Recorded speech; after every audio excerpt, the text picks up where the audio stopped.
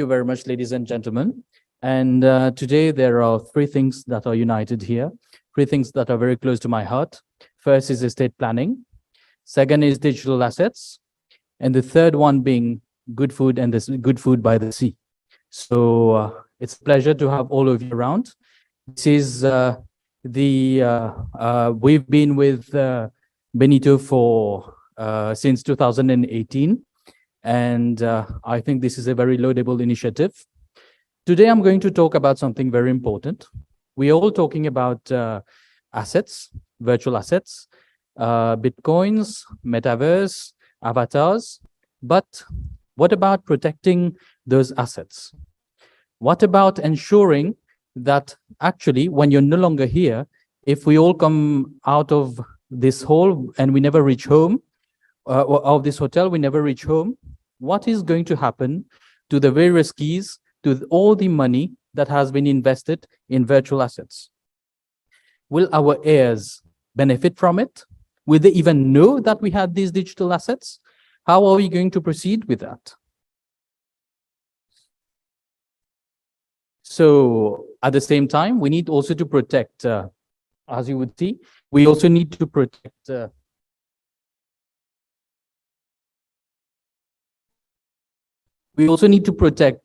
our investments. We also need to ring fence our investments in the digital sphere. And we also need to make sure that we have a better control over our assets.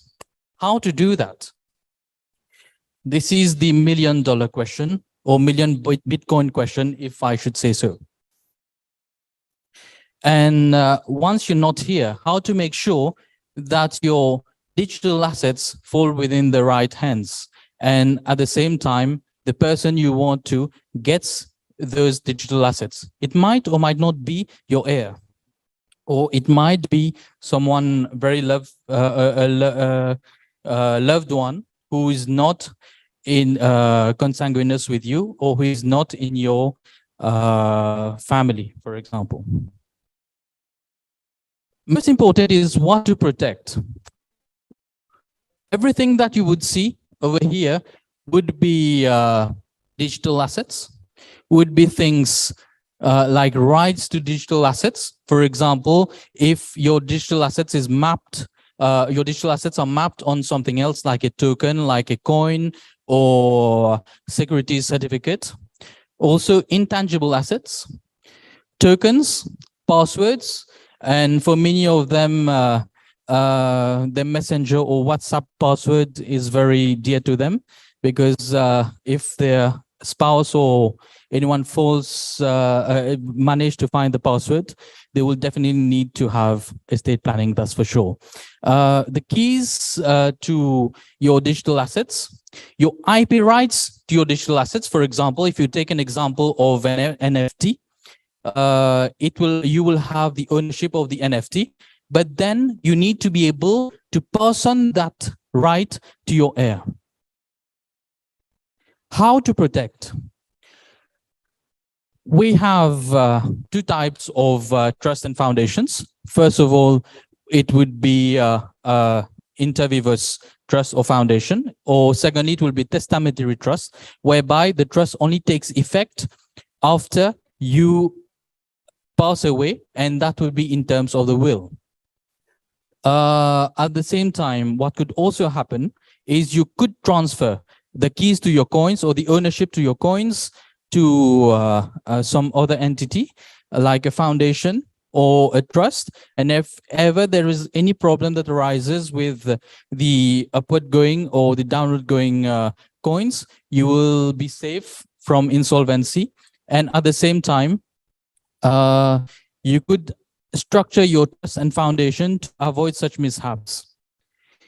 At the same time, it might be that there's a few people who I've met in this room who are investment advisors in general, or investment advisors for coins as well. So you could have them on board, and they will help you to structure your investments and to advise you as trustees or council members on your investments. And the way the laws are in Mauritius, if you're a foreigner, you could actually ensure that you reap tax benefits if ever there is any disposal of the coins, or if ever there are any benefits that are to accrue to you. It is by ensuring that you follow the statement of practice and ensuring that the statement of practice of the Mauritius Revenue Authority, and you structure your trust and your foundations accordingly. When is the right time to start protecting? The right time to start protecting your asset is now. And the advantage that you have is if you transfer anything to a trust or a foundation, after 2 years, your creditors will not be able to sue you for that coin, and to make sure that it does, if ever there's any insolvency situation, they will not be able to attack the coins that are already in a trust or a foundation. And also for those in the DeFi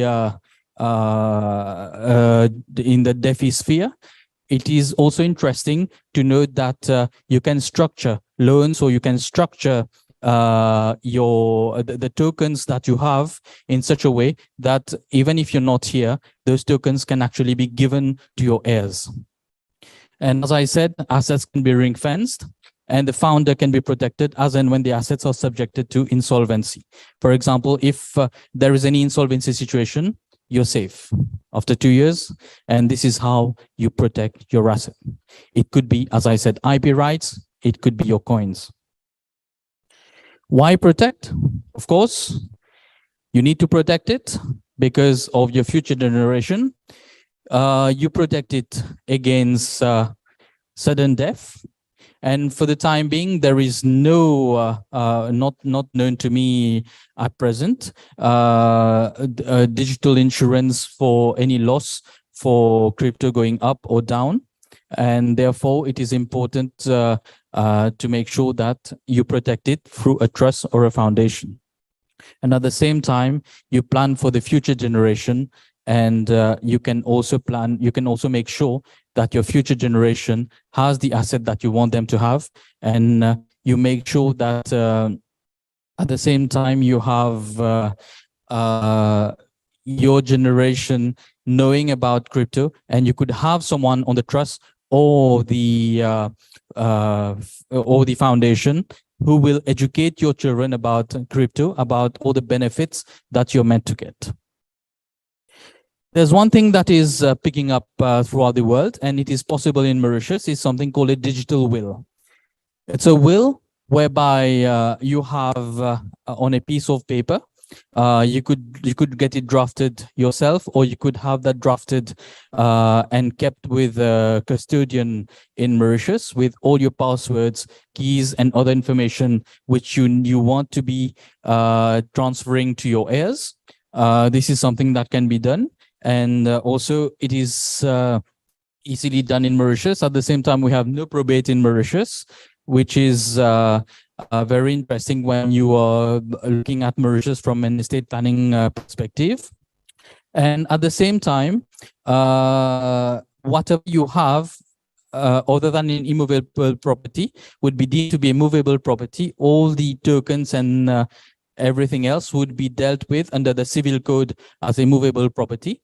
And therefore, if you have a trust in Mauritius, the trust, the distribution will be made in accordance with the Mauritian law. And then you don't have to worry about your trust or your distributions or your heirs being in any other country, and your digital assets, your coins, your tokens be dealt with by a law other than Mauritius, and you would be happy knowing that there is some certainty as to how the distribution is to be made. We have, of course, forced heirship in Mauritius, but this is not applicable to foreigners setting up trusts and foundations in Mauritius. To tell you about other schemes is structuring and Mauritius. Structuring in Mauritius is very interesting, and in fact, we have various means of splitting a digital asset using a trust or a foundation.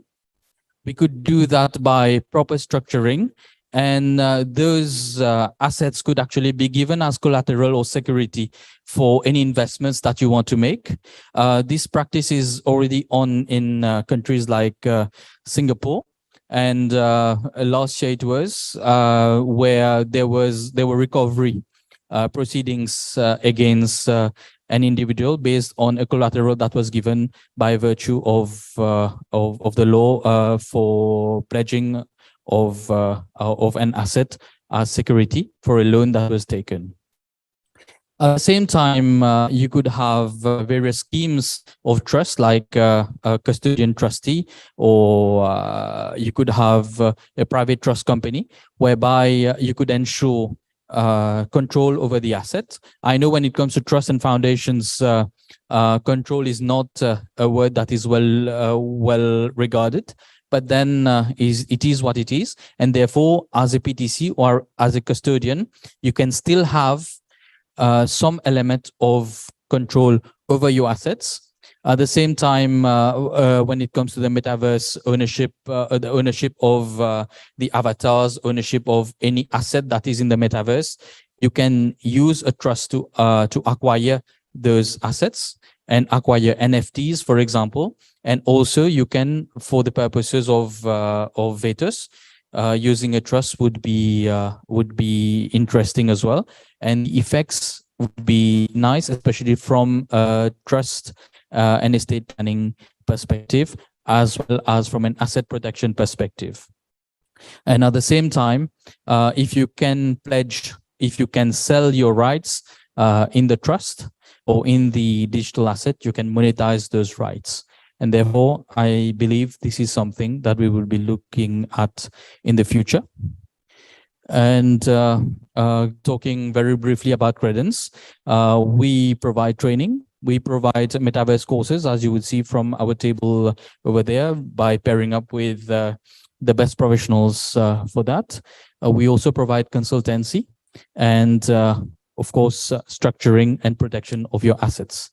This would be it. And thank you very much.